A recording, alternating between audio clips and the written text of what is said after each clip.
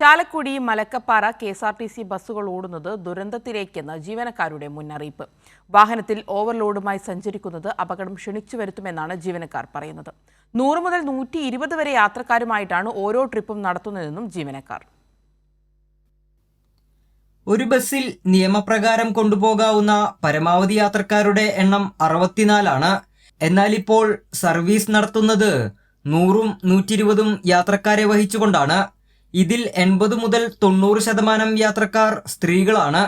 സ്ത്രീ യാത്രക്കാരുടെ ക്രമാതീത വർധനവ് പ്രിയദർശിനി സൗജന്യ യാത്ര വന്നതിന് ശേഷമാണെന്നും ചാലക്കുടി മലക്കപ്പാറ റൂട്ടിൽ ഇത്രയധികം യാത്രക്കാരുമായി പോയാൽ വലിയ അപകടം ഉണ്ടാകുമെന്നുമാണ് KSRTC ജീവനക്കാർ പറയുന്നത്.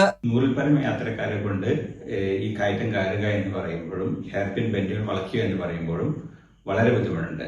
കാലപ്പഴക്കം ചെന്ന ബസ്സുകളാണ് നമുക്കുള്ളത്. അപ്പോൾ റിവേഴ്സ് എടുക്കുമ്പോൾ പ്രായോഗികമായി നമ്മൾ വിചാരിച്ച പോലെ ബ്രേക്ക് ലഭിക്കുന്നില്ല എന്നുള്ള ഒരു പരാതി പോലും ഡ്രൈവർമാരുടെ ഭാഗത്തു നിന്നും ഉണ്ടാകുന്നുണ്ട്.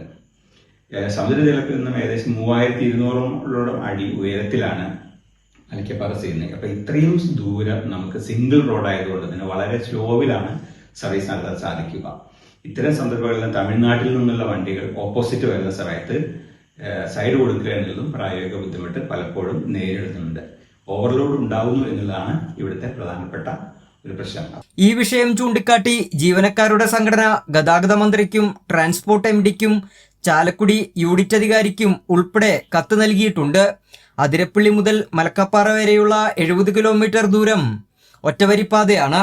ഒരു വശം വലിയ കൊക്കകളുള്ള ഈ പാതയിൽ 9 ഹെയർപിൻ വളവുകളാണ് ഉള്ളത്.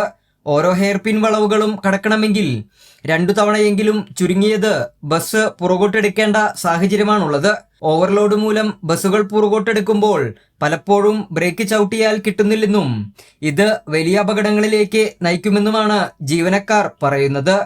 കൈരളി ന്യൂസ്, തൃശൂർ.